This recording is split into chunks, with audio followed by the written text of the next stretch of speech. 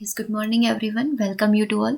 सो आज के सेशन में हम लोग यहाँ पर पर्यावरण अध्ययन के 50 क्वेश्चन कंप्लीट करने वाले। जैसे कि आप सभी को पता है, हम लोगों की ईवीएस सीरीज चल रही है, ठीक है, जिसके अंदर हम लोग 100 क्वेश्चन कंप्लीट कर चुके हैं। वन लाइनर सीरीज आप लोगों की कंटिन्यू चल रही है। यदि आपने कोई भी सेशन यदि मिस कर दिया है तो आप वन लाइनर सीरीज प्लेलिस्ट में जाकर देख सकते हो। प्रीवियस 100 क्वेश्चन जो हम लोगों ने कंप्लीट किए उनको आप रेडी कर सकते हैं।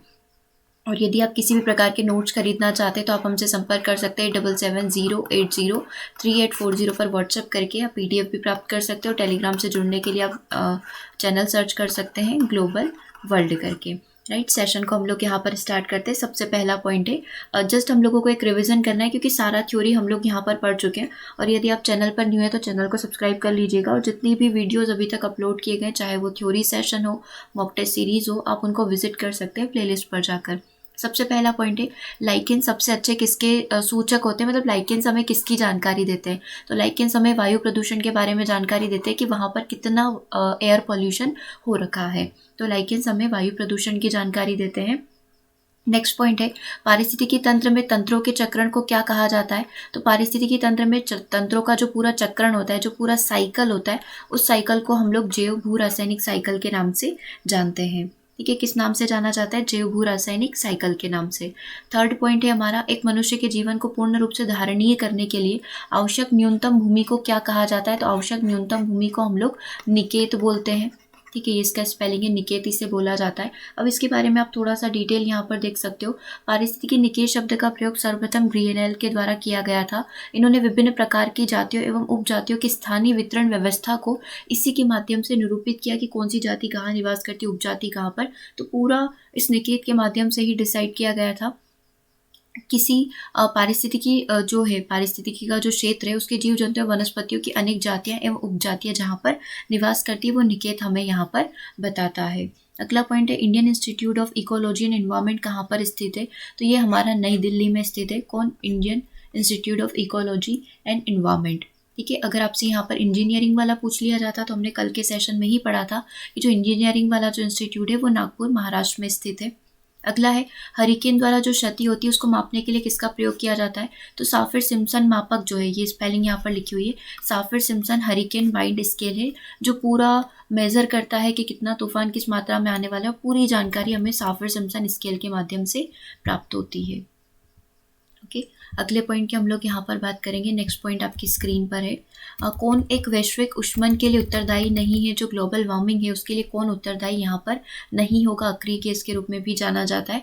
आर्गन गैस आपका यहाँ पर राइट आंसर होगा। अगला पॉइंट है, कौन सा राज्य जनवरी 2016 में भारत का प्रथम जैविक राज्य घोषित हुआ था।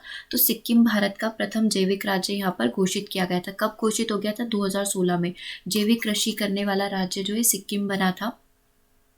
अगला है, ये किसी भी कीटनाशक और इनका प्रयोग नहीं करता है ये राज्य। किसी जल निकाय में घनत्व प्रवणता को कौन सी राशि दर्शाती है। अच्छा, सिक्किम के बारे में एक इंपॉर्टेंट इन्फॉर्मेशन और आप देख सकते हैं, सिक्किम एक ऐसा राज्य है जहाँ पर हर एक चीज़ का एक प्रॉपर तरीके से पालन होता है।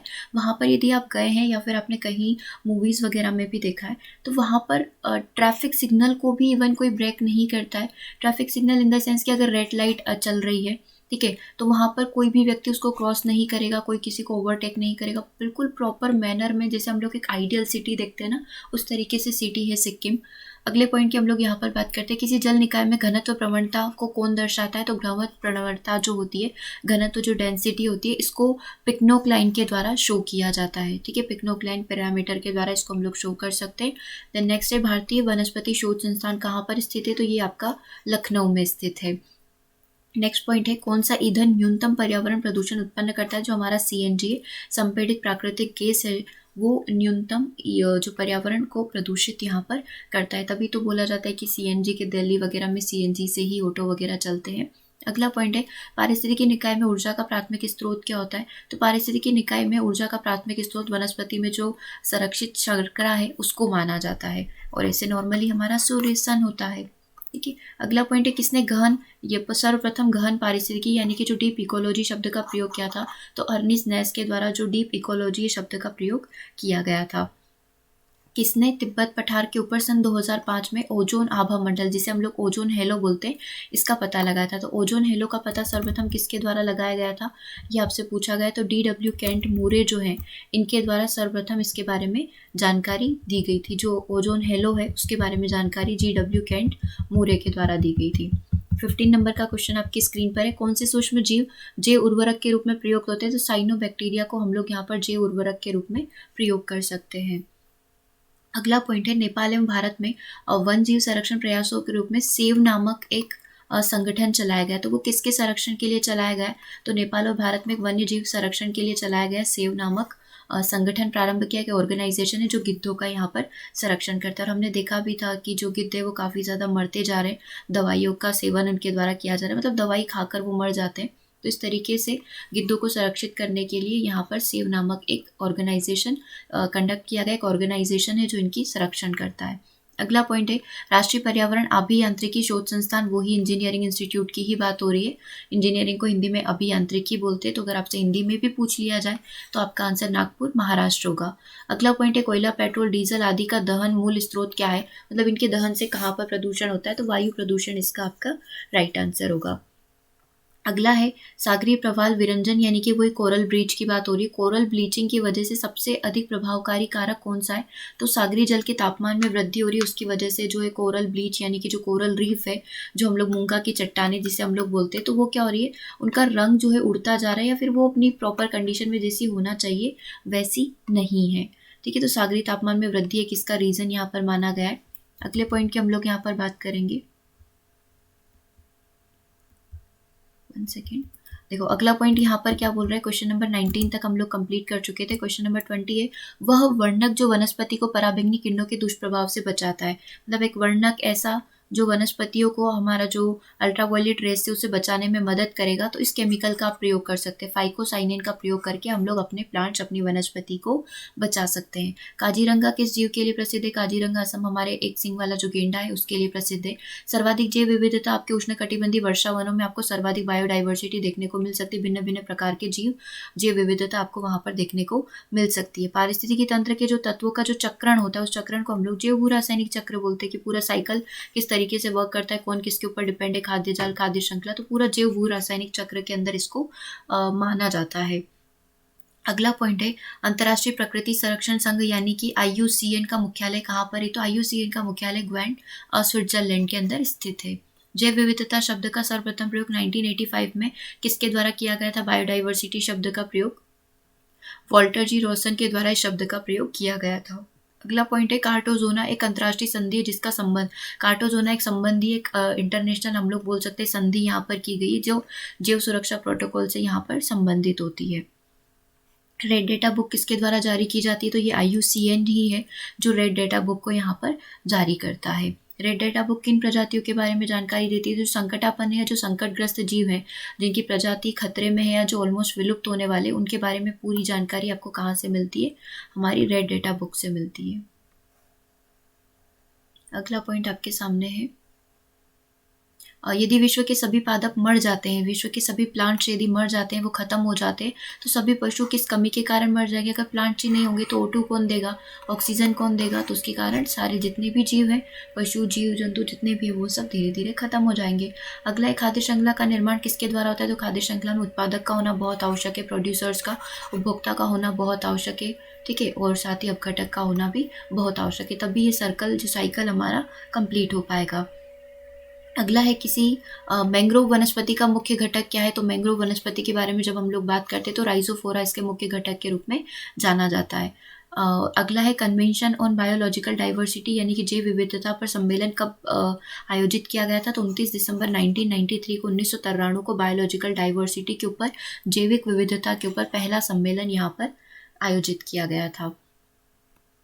नेक्स्ट की बात करते हैं, नागोया प्रोटोकॉल किससे संबंधित है? तो नागोया प्रोटोकॉल हमारा जैविक संसाधन से संबंधित है। ये सारी संधि प्रोटोकॉल के बारे में आपसे पूछा जा सकता है, तो यहाँ पर हम लोग नागोया प्रोटोकॉल की बात करें तो ये जैविक संसाधन से संबंधित है।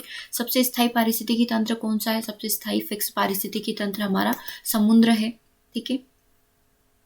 अगला पॉइंट आपको बता रहा है कि जब मनुष्य बकरी का मांस खाता है तो वो कौन सा उपभोक्ता खाएगा, मतलब वो कौन सा उपभोक्ता यहाँ पर कहलाएगा। मनुष्य यहाँ पर क्या है, बकरी का मांस खा रहा है, मतलब शाकाहारी भी है और मांसाहारी भी है, तो वो द्वितीय उपभोक्ता की कैटेगरी में उसको यहाँ पर हम लोग कंसीडर करेंगे। ठीक है, अगले पॉइंट की हम लोग यहाँ पर बात करते हैं। अगला पॉइंट पूछ रहा है कि भारत के जलवायु परिवर्तन पर प्रथम राष्ट्रीय किसान आयोजन यानी कि क्लाइमेट चेंज एक्शन प्लान जो है किस वर्ष प्रकाशित किया गया था, तो वर्ष 2008 में जो इस पर पहली रिपोर्ट यहाँ पर प्रकाशित की गई थी। अगला पॉइंट है भारत की जलवायु परिवर्तन कार्य योजना यानी कि क्लाइमेट चेंज एक्शन प्लान जो है, इसमें कितने मिशन है, मतलब इसमें टोटल कितने प्लान रखे गए, कितनी योजना प्रस्तावित की गई है। तो 2008 में ही 8 योजना प्रस्तावित की गई थी। तो ऐसे इंटरकनेक्ट करते हुए आप लोग याद कर सकते हो, 2008 में 8 योजना प्रस्तावित इनके द्वारा की गई थी। अगला पॉइंट है कौन सा वायु प्रदूषक ऑक्सीजन की अपेक्षा अधिक शीघ्रता से रक्त के हीमोग्लोबिन में घुल जाता है। रक्त के हीमोग्लोबिन में कौन सी गैस बहुत जल्दी से घुल जाती है, तो जो कार्बन मोनोऑक्साइड गैस है वो बहुत जल्दी से हमारे रक्त के अंदर घुल जाती है और वही फेफड़े खराब होना और वो सारी सिचुएशन क्रिएट होती है। अगला पॉइंट है जैव विविधता के ह्रास का मुख्य कारण क्या है, क्यों बायोडाइवर्सिटी खत्म होती जा रही है, तो प्राकृतिक आवासीय विनाश होता जा रहा है जिसके कारण हमारी जो जैव विविधता इसका ह्रास होता जा रहा है। नेक्स्ट पॉइंट है वायुयान कहाँ पर उड़ाए जाते हैं, तो वायुयान वही मंडल की बात हो रही है, शोभ मंडल, समताप मंडल, मध्य मंडल, आयन मंडल। तो समताप मंडल में वायुयान उड़ाए जाते हैं, एरोप्लेन वगैरह, और जो मौसम संबंधी सारी घटनाएं होती है वो ट्रोपोस्फियर हमारे शोभ मंडल में होती है। ठीक है, कल भी डिस्कस किए थे वाली चीज़ हम लोग। ऊर्जा का प्रवाह कैसा होता है, अजैविक से जैविक की ओर होता है हमेशा ऊर्जा का प्रवाह। ठीक है, और ऊर्जा का 10% नियम किसके द्वारा दिया गया था, तो ऊर्जा का जो 10% नियम है वो दिया गया था लिंडमैन के द्वारा। ठीक है, लिंडमैन का हम लोग जानते ही हैं कि कोई भी एक जीव होगा, जब वो एक जीव दूसरे जीव का हनन करेगा, मान लो इसके पास 100% ऊर्जा है, 1000% ऊर्जा है, तो इसका 100% इसको मिलेगा, केवल 10% ही इसको मिलता है। ठीक है, फिर इसका 10% इसको मिलेगा, तो इस तरीके से केवल 10% आगे आने वाली जाति, आगे आने वाली पीढ़ी को ट्रांसफर होता है। तो ऊर्जा का 10% नियम देने वाले थे लिंडमैन। आगे बात करते हैं 45 की, जलीय पारिस्थितिकी तंत्र में जीव पिरामिड कैसा होता है, तो हमेशा ध्यान रखना समुद्र का और जो जलीय पारिस्थितिक एक्वेटिक जो हमारा सिस्टम बनता है, इकोसिस्टम बनता है, वो हमेशा उल्टा बनता है। ठीक है, इस तरीके का बनता है, जंगल इस तरीके का बनता है। और जो ऊर्जा का पिरामिड होता है, ऊर्जा का पिरामिड हमेशा कैसा बनता है, ऊर्जा का पिरामिड हमेशा सीधा बनता है। पर्यावरण शत्रु के रूप में किसे घोषित किया गया, तो यूकेलिप्टस को पर्यावरण का शत्रु यहाँ पर माना जाता है। ठीक है, और यूकेलिप्टस का पौधा बहुत अधिक मात्रा में आपको कहाँ पर देखने को मिलेगा, तो ऑस्ट्रेलिया में आपको ये बहुत ज़्यादा मात्रा में देखने को मिल सकता है।